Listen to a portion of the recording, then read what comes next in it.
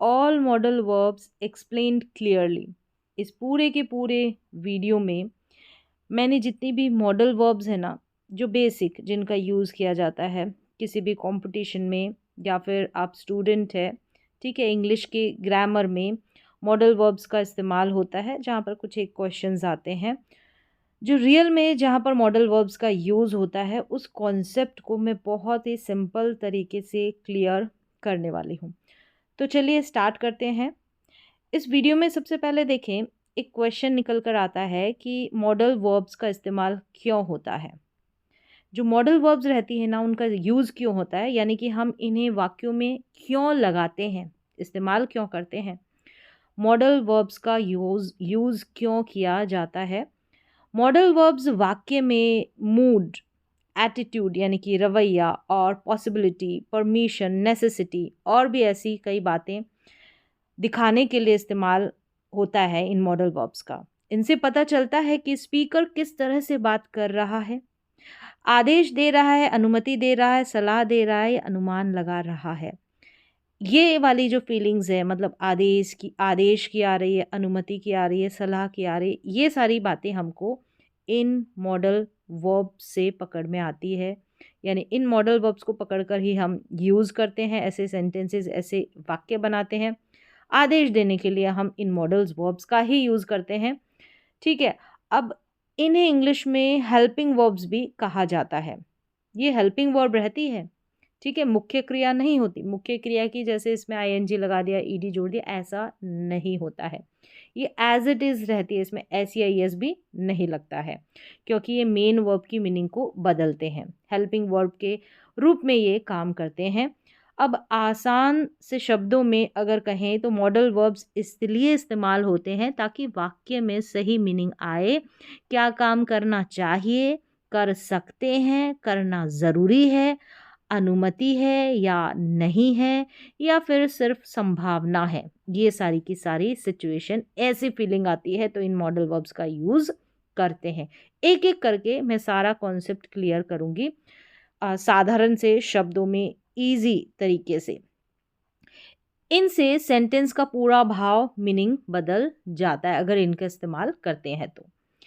देखिए यहाँ पर क्वेश्चन फिर उठकर आया है कि मॉडल वर्ब कितने होते हैं। ये जो मॉडल वर्ब्स रहती है ना, कितनी होती है, बड़ा कंफ्यूज करता है। आज तक नहीं पता चला किसी किताब में पता नहीं कितने लिखे रहते हैं, किसी किताब में कितने लिखे रहते हैं, कुछ फिक्स नहीं पता चलता है। लेकिन यहाँ पर सारी किताबों का निचोड़ है कि स्टैंडर्ड इंग्लिश ग्रामर में प्योर, या कह सकते हैं कि सेंट्रल मॉडल्स केवल 9 माने जाते हैं, 9 होते हैं प्योर मॉडल वर्ब्स जो रहते हैं ना, और सेमी मॉडल मिलाकर कुल 13 होते हैं, यानी कि 13। अगर आप एक पूरी लिस्ट तैयार रखें तो जो है 13 मॉडल वर्ब्स रहते हैं। इसमें जो प्योर मॉडल वर्ब, सेंट्रल अगर आपने मीनिंग नहीं देखा छोड़ दे इसको, प्योर मॉडल वर्ब्स जो रहते हैं वो 9 होते हैं, सेमी मॉडल 4 होते हैं। अब कन्फ्यूज़न इन सेमी मॉडल्स में भी रहता है। बहुत सारी किताबें आपने देखी होगी, किसी में कुछ दे रखा है, किसी में कुछ दे रखा है।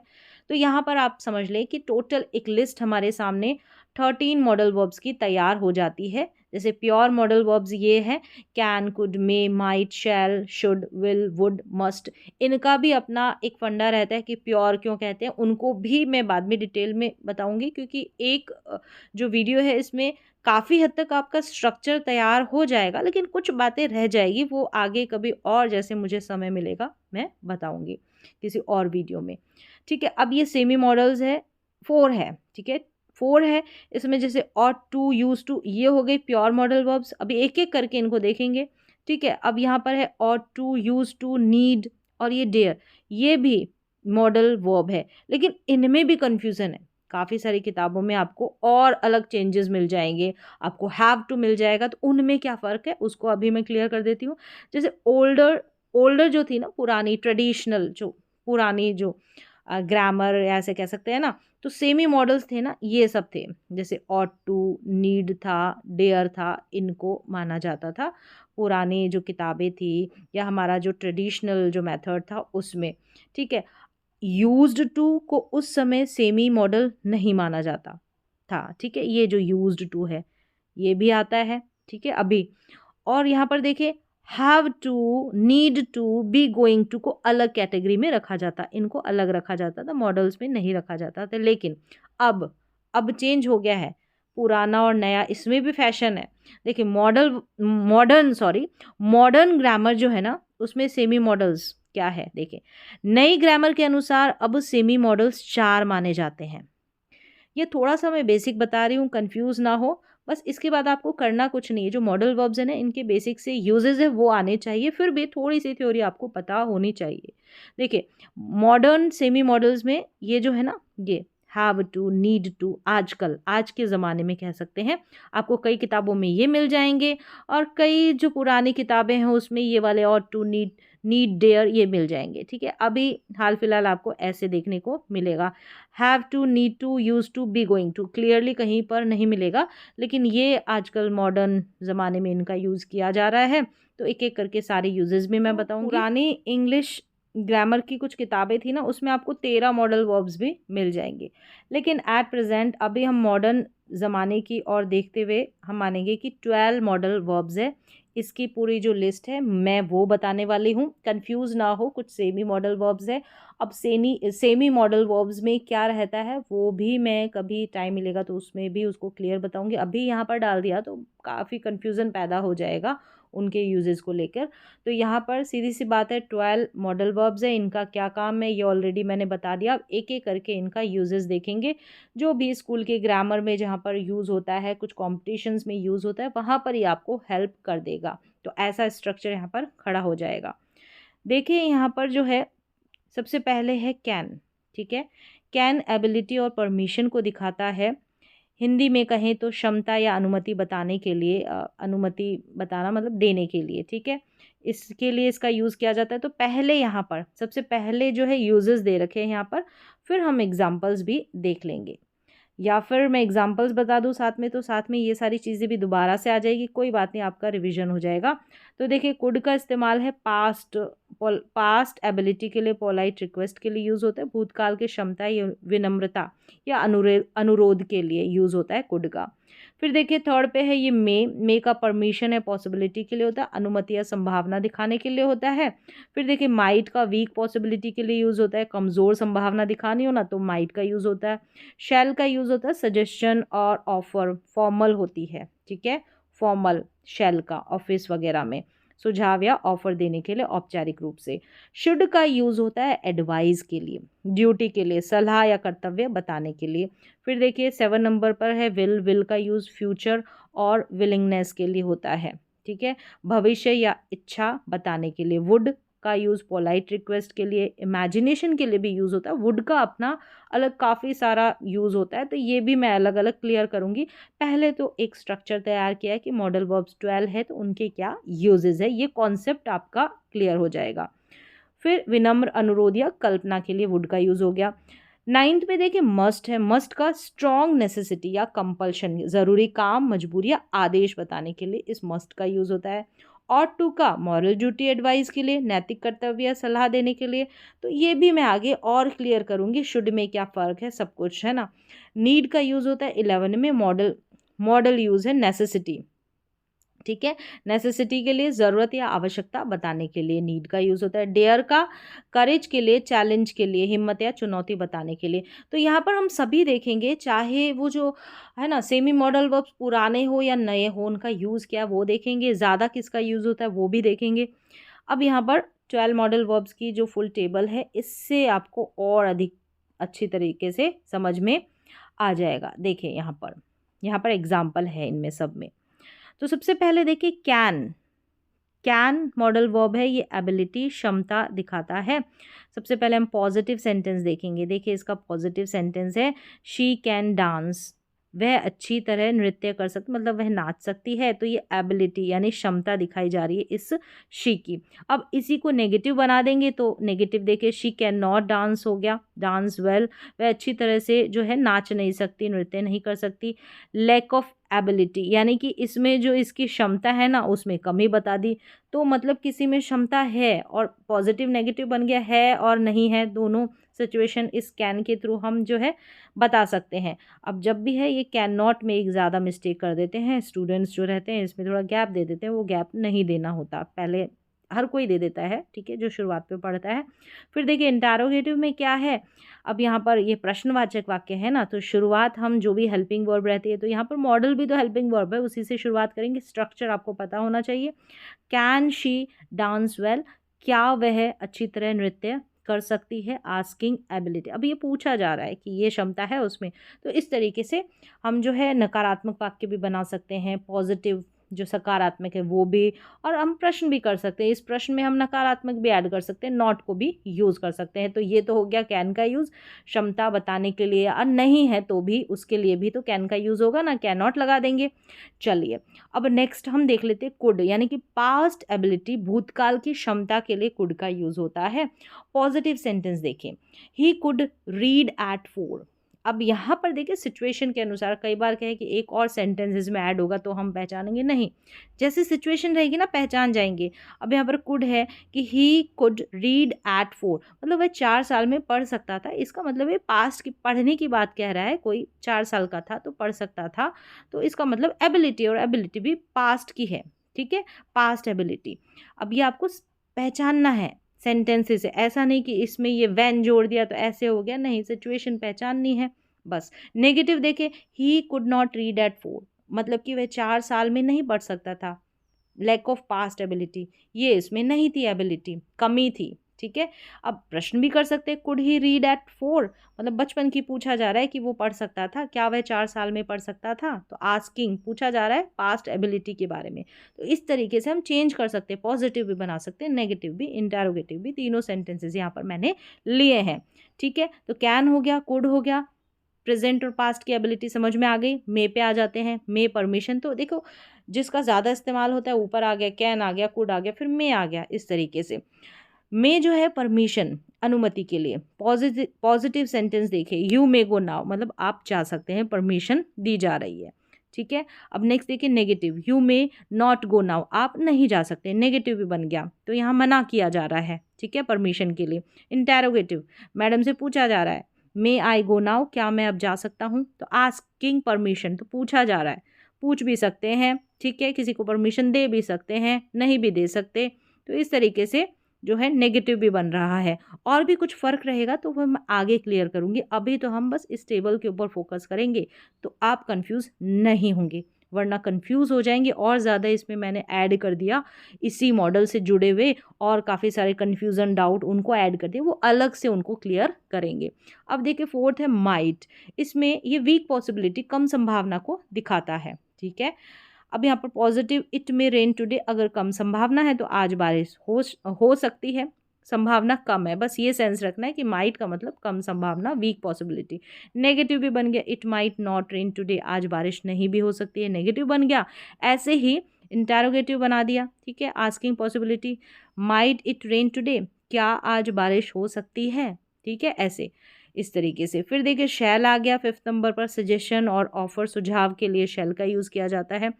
पॉजिटिव में देखिए शैल आई ओपन द डोर, क्या मैं दरवाज़ा खोलूँ, ठीक है। ऑफर यहाँ पर दिया जा रहा है, पूछा जा रहा है कि शैल आई, ठीक है, पूछा जा रहा है कि दरवाज़ा खोलूँ, shall I open the door. Negative बन गया shall I not open the door, क्या मैं दरवाज़ा न खोलूँ, नेगेटिव ऑफर है ये, ठीक है, नेगेटिव सेंटेंस है, समझ गए। इंटेरोगेटिव, शैल वी स्टार्ट, क्या हम शुरू करें, सजेशन, ठीक है, सजेशन यानी कि सुझाव दिया जा रहा है, एक तरीके से प्रश्न भी पूछा जा रहा है, ऐसे भी बोल सकते हैं, दोनों तरीके से आप। ज़्यादातर ऐसे ही स्टार्ट होता है कि शैल बी स्टार्ट, हम शुरुआत करें, ठीक है, सुझाव लिया जा रहा है, सजेशन दी जा रही, ली जा रही, दोनों तरीके से हम यूज़ कर सकते हैं। बट ये जो होता है ये ऑफिशियली जो जगह होती है ऑफिस वगैरह में, ठीक है, वहाँ पर ये प्रोफेशनल जगह पे ज़्यादा यूज़ किया जाता है, घर वगैरह में हम इसका यूज़ नहीं करते, ठीक है, इनफॉर्मल नहीं है, ये फॉर्मल है ये शैल। चलिए नेक्स्ट देख लें, शुड जो है इसका यूज़ एडवाइस के लिए, सलाह के लिए। पॉजिटिव जो है, यू शुड स्लीप अर्ली, तुम्हें जल्दी सोना चाहिए, एडवाइस दी जा रही है। फिर नेगेटिव, यू शुड नॉट, मतलब तुमको ये काम नहीं करना चाहिए, तो you should not sleep late, तुम्हें देर से नहीं सोना चाहिए, तो शुड का यूज़ हो गया। इंटेरोगेटिव में, शुड आई स्लीप अर्ली, क्या मुझे जल्दी सोना चाहिए, तो ये सलाह ली जा रही है ना, आस्किंग एडवाइस। सलाह ले भी तो सकते हैं, दे भी सकते हैं, नकारात्मक भी हो सकती है। इस तरीके से शुड का यूज़ हो गया। फिर विल देखें, फ्यूचर इंटेंशन, भविष्य के लिए विल का यूज़ होता है। ठीक है, यहाँ पर टाइप देखें, आई विल कॉल यू, मतलब मैं तुम्हें कॉल करूँगा। फ्यूचर इंटेंशन है, फ्यूचर का जो इरादा है, भविष्य की जो भावना है, इंटेंशन इरादा, तो इसके लिए विल का यूज़ हुआ। एक तरीके से जैसे फ्यूचर टेंस में हम विल का यूज़ करते हैं, अब इसका भी फंडा है कि विल का यूज़ तो हम फ्यूचर में करते हैं, फ्यूचर टेंस है उसमें करते हैं, तो उसमें भी देखिए 3 टेंस बोले जाते हैं लेकिन होते 2 टेंस है। विल का यूज़ किस तरीके से मॉडल वर्ब्स में किया जाता है, तो इसकी अपनी एक कहानी है, एक स्टोरी है, वो भी हम क्लियर करेंगे बाद में, डिटेल में धीरे धीरे करके करेंगे। अगर इसी में सारा कुछ ऐड कर दिया तो जो अभी समझ रहे हैं 12 मॉडल वर्ब्स, उनका यूज़ जो है वो समझ में नहीं आएगा। बेसिकली ये जो 12 मॉडल वर्ब्स हैं, इनका जो बेसिक यूज़ मैं यहाँ पर बता रही हूँ ना, यही स्कूल वगैरह में, कंपटीशन वगैरह में काम आते हैं ज़्यादातर। अब ज़्यादा इसमें मैंने समझाने के लिए एक वीडियो में जोड़ा है कि हैव लग जाता है, तो क्या वो यूजेस भी मैं और ज़्यादा क्लियर करूँगी, लेकिन वो कब कैसे इस्तेमाल करते हैं वो उस सिचुएशन में देखेंगे। अभी देखें, negative I will not call you, मैं कॉल नहीं करूँगा। ठीक है, तुम्हें कॉल नहीं करूँगा, तो रिफ्यूज़ल, मना किया जा रहा है एक तरीके से, तो रिफ्यूज़ल के लिए भी यहाँ पर विल का यूज़ हो गया। फिर इंट्रोगेटिव में देखें, विल यू कॉल मी, क्या आप मुझे कॉल करेंगे, तो यहाँ पर इच्छा पूछी जा रही है ये, ठीक है, सामने वाले से, तो यहाँ पर आस्किंग विलिंगनेस, तो इस तरीके से क्या आप मुझे कॉल करेंगे। ठीक है, विल यू कॉल मी, इस तरीके से। फिर देखिए वुड का यूज़ पोलाइट रिक्वेस्ट के लिए, विनम्र अनुरोध। अब देखिए पोलाइट रिक्वेस्ट है, इसमें भी कुछ डिफरेंस है, ये लास्ट में मैंने अभी क्लियर कर दिया, ये आपको लास्ट में मिल जाएगा। तो वुड का पोलाइट रिक्वेस्ट के लिए पॉजिटिव, और भी यूज़ है वुड के भी, वो अलग से सेपरेट देखेंगे। अभी तो बेसिक यूज़ देखिए, 12 मॉडल्स हैं, इनके बेसिक यूज़, अब वो सीख ले बस, इससे आगे ना जाए, नहीं तो कन्फ्यूज़ हो जाएंगे, कभी ज़िंदगी भर आपको मॉडल याद नहीं आएंगे, मतलब याद नहीं होंगे, नचा देंगे ये आपको। अब यहाँ पर देखिए वुड पोलाइट रिक्वेस्ट के लिए बेसिक जो यूज़ है इसका, positive I would like some tea, मुझे थोड़ी चाय चाहिए। पोलाइट डिज़ायर, रिक्वेस्ट कुछ भी हो सकती है। ठीक है, negative I would not like, एक पोलाइटनेस इसमें झलकती है इस वुड के अंदर, तो negative I would not like T, मुझे चाय नहीं चाहिए। पोलाइट रिफ्यूज़ल, पोलाइटली आपने मना कर दिया तो वुड नॉट लगा दिया। इंटरोगेटिव में वुड यू लाइक टी, क्या आप चाय लेना चाहेंगे, पोलाइट ऑफर के लिए, तो पोलाइट ऑफर किया जा रहा है यहाँ पर, ये बातें सारी पोलाइट की जा रही है वुड के साथ। ठीक है, इस तरीके से। अब इसमें भी देखिए ज़्यादातर जो है इंट्रोगेटिव सेंटेंसेज में यूज़ कर देते हैं, और भी यूज़ होते हैं, तो वो आगे मैं बताऊँगी आपको इमेजिनेशन में कैसे यूज़ होता है। 9th में देखिए मस्ट में आ जाए स्ट्रॉन्ग नेसेसिटी, ठीक है, कड़ी आवश्यकता, बहुत ज़्यादा।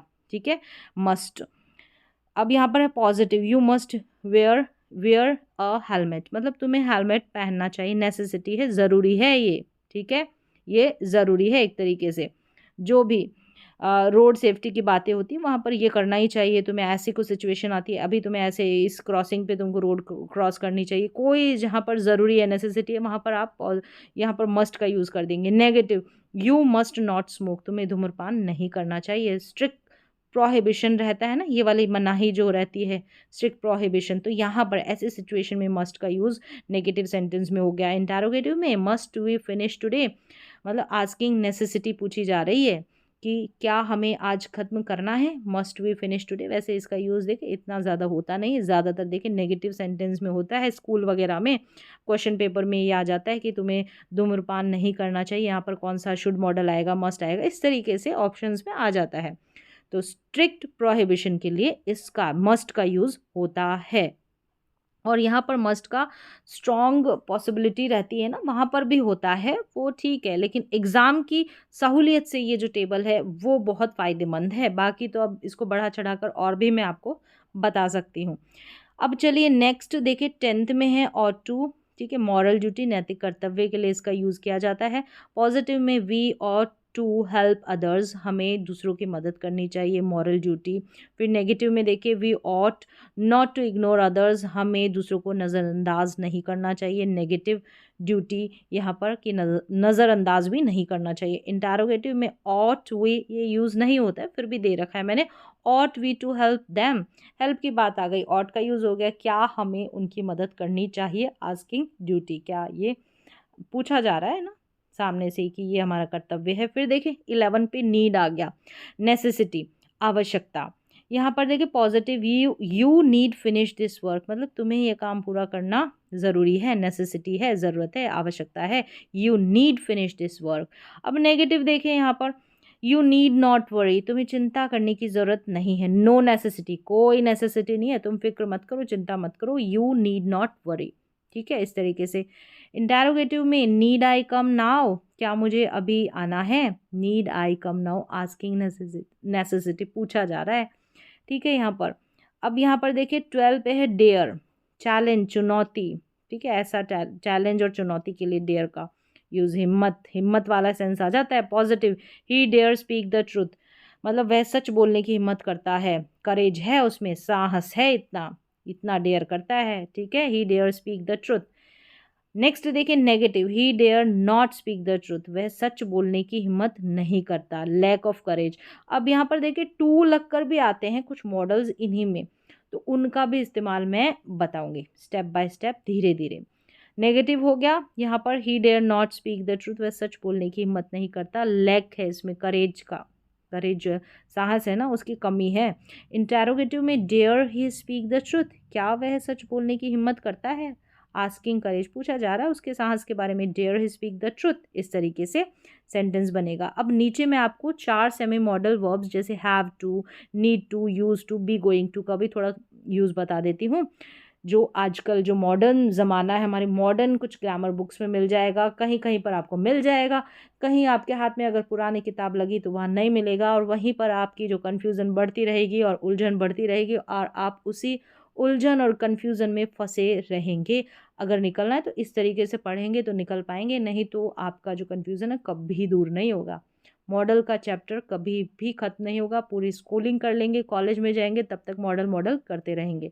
अब देखें हैव टू का यूज़, हिंदी अर्थ है करना पड़ता है, मजबूरी, ज़रूरी काम। हैव टू, करना पड़ता है कोई काम, मजबूरी होती है या ज़रूरी काम हो। उपयोग देखे बाहरी मजबूरी, जैसे school rule, law, doctor order, तो वहाँ पर कोई ऐसा काम जो आपकी इच्छा से नहीं, स्थिति के कारण करना पड़ता है, करना पड़े, मतलब आपकी इच्छा से तो नहीं होता, डॉक्टर ने कह दिया तो करना है, लॉ ने कह दिया तो करना है, स्कूल के रूल ने कह दिया तो करना है, ऐसे सिचुएशन में। एग्जाम्पल देखिए पॉजिटिव में, I have to wake up early, मुझे जल्दी उठना पड़ता है, दर्शा रहा है कि ऑब्लिगेशन है, मजबूरी है, जरूरी काम है। अब यहाँ पर बाउंडेशन है, जैसे ज़रूरी काम है ना, उठना पड़ता है, एग्ज़ाम है तो उठना है, या फिर जो भी ये हैबिट बनाना चाहते हैं, तो I have to wake up early, इस तरीके से। अब ऐसा नहीं कि मार के कोई आपको उठा रहा है ना, यहाँ पर देखिए कोई ऐसा काम जो आपकी इच्छा से नहीं, स्थिति के कारण करना पड़े, अब स्थिति के कारण करना पड़ रहा है। अब ऐसा तो नहीं कि आपको मारे पीटे और फिर आप उठे, नहीं। फिर नेगेटिव देखिए, you don't have to come today, अब नेगेटिव भी बन जाएगा, तुम्हें आज आने की ज़रूरत नहीं है, दर्शा रहा है कि नॉट नेसेसरी, ज़रूरी नहीं है। ठीक है, नेगेटिव भी बन गया। ऐसे interrogative, do we have to wear a uniform, क्या हमें यूनिफॉर्म पहनना पड़ता है, यानी कि आस्किंग ऑब्लिगेशन, तो पूछा जाता है इंटेरोगेटिव में, प्रश्न किया जाता है, तो इस तरीके से अलग अलग जो है सेंटेंसेस बन जाएंगे। अब नीड टू में आ जाए, हिंदी अर्थ है कि ज़रूरत होना, करना, ज़रूरी होना। कैसे उपयोग होता है, कोई काम स्वास्थ्य, परिस्थिति या फ़ायदे की वजह से ज़रूरी हो, लेकिन यह मजबूरी नहीं है, सिर्फ इम्पोर्टेंस दिखाता है, मजबूरी नहीं है, इम्पोर्टेंस दिखाता है। देखिए सिचुएशन समझे, इसकी फीलिंग समझे। पॉजिटिव देखिए, you need to drink more water, मतलब तुम्हें ज़्यादा पानी पीने की ज़रूरत है, नेसेसिटी है, ज़रूरत है। ठीक है, यहाँ पर क्या है, मजबूरी नहीं, सिर्फ इम्पोर्टेंस दिखाता है, तो ज़रूरत है ना, इम्पोर्टेंस दिखा रहा है। नेगेटिव भी बन जाएगा इसका, she doesn't need to worry, उसे चिंता करने की ज़रूरत नहीं है, नॉट नेसेसरी, ऐसा दर्शा रहा है ये कि नेसेसरी नहीं है। इंटेरोगेटिव भी बन जाएगा, do I need to call him, क्या मुझे उसे कॉल करने की ज़रूरत है। ठीक है, अब इसमें इंटेरोगेटिव हो गया है, नेसेसिटी पूछी जा रही है। अब यूज्ड टू देखे थर्ड पे, हिंदी, अब इन सभी का आजकल बहुत ज़्यादा इस्तेमाल किया जा रहा है स्पीकिंग वगैरह में भी, और जो किताबों में जो आपको करना है ना, वो 12 मॉडल्स अभी मैंने बताए थे ना, वो आपके एग्ज़ाम वगैरह में काम आ जाएंगे। बस आपको कुछ एक 5-5 एग्जाम्पल देखने हो तो काफ़ी होते हैं उतने। और ये जो बता रही यूज़ टू का, जैसे कि इसमें क्या होता है कि पहले किया करता था, पुरानी आदत को अगर दिखाना है, बोलचाल में इसका यूज़ बड़ा होता है उपयोग में। जैसे पास्ट हैबिट, पुरानी आदत है ना, उसको बताने के लिए आप ढेरों 10 सेंटेंस उठा के रख दे यूज़ टू का यूज़ करके।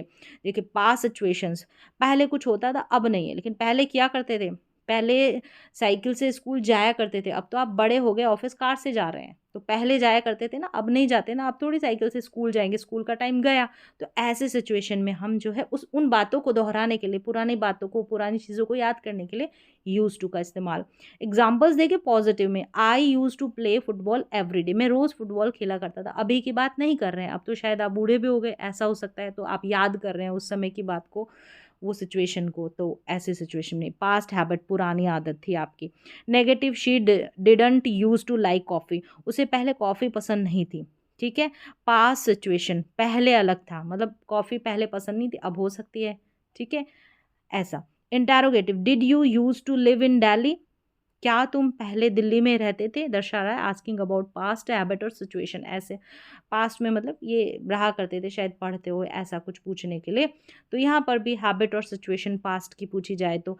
अब फोर्थ देखिए, बी गोइंग टू, बी के अंदर बी वर्ब्स आ जाएगी, इज, जैसे एम, इज, आर, और फिर गोइंग टू लग जाएगा। अब इसमें क्या है, हिंदी अर्थ है कि करने वाला हूँ, करने जा रहा हूँ, होने वाला है, ऐसा। उपयोग देखिए, फ्यूचर प्लान्स, पहले से बनाई हुई योजनाएं होती है ना, वहाँ पर हम बी गोइंग टू का यूज़ करते हैं, मतलब कि एम इज आर के बाद में गोइंग टू लगाते हैं।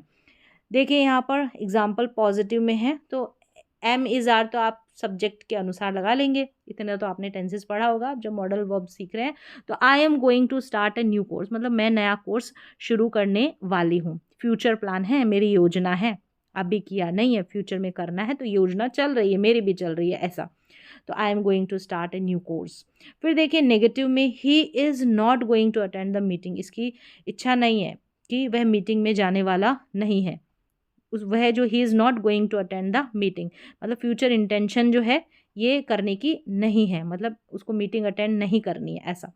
फिर interrogative, are you going to cook today, क्या तुम आज खाना बनाने वाले हो। तो ये फ्यूचर प्लान, चाहे वो 5 मिनट के बाद का हो, ठीक है, ये बोलचाल में ज़्यादा यूज़ किया जाता है। ठीक है, एग्ज़ाम के पेपर में आपको नहीं दिखाई देगा। तो ऐसा पूछने के लिए, आप चाहे 5 मिनट बाद में कुकिंग करने वाले हैं, जो भी है वो भी फ्यूचर में गिना जाएगा। तो are you going to cook today, यानी कि आज जो है क्या तुम खाना बनाने वाले हो, ऐसा आस्किंग अबाउट फ्यूचर प्लान। तो यहाँ तक देखा आपने मॉडर्न में जो मॉडर्न इंग्लिश में जो ये जो अभी सेमी मॉडल वर्ब्स बताए ना मैंने, इनका यूज़ बहुत ज़्यादा होता है, उस तरीके से अलग से इनको भी मेंशन कर दिया। अब थोड़ा सा है कि परमिशन में भी बड़ा कन्फ्यूज़न होता है, उसको भी इसी में लिया मैंने। जैसे कैन का नॉर्मल और डायरेक्ट परमिशन ली जाती है, तो रोज़मर्रा की अनुमति ली जाती है, थोड़ा कैजुअल नॉर्मल टोन में, जैसे कि आप समझे कि घर में और घर वालों से, कैन आई गो, क्या मैं जा सकता हूँ, जा सकती हूँ, ऐसा घर वाली फीलिंग देता है परमिशन लेने के लिए कैन। फिर कुड, पोलाइट और सॉफ्ट परमिशन के लिए। ठीक है, इसको भी हम यूज़ कर सकते हैं, कैन से ज़्यादा पोलाइट है, कैन हो गया ना। अब उसी बंदे को आपको घर बार में आप यूज़ करते हैं, तो उसी बंदे को आपको थोड़ा पोलाइटनेस के साथ पूछना है, परमिशन लेना है, तो कुड का यूज़ कर दें, रिस्पेक्ट दिखती है इससे थोड़ा। ठीक है, इस तरीके से फ्रेंड्स वगैरह रहते हैं, कैन का यूज़ करें, थोड़ा आप पेरेंट्स से करते हैं तो कुड का यूज़ कर सकते हैं, थोड़ा रिस्पेक्ट दिखा रहे हैं, प्यार से पोलाइट से बोल रहे हैं। एग्जाम्पल, कुड आई गो, क्या मैं जा सकता हूँ या जा सकती हूँ कृपया, इस तरीके से।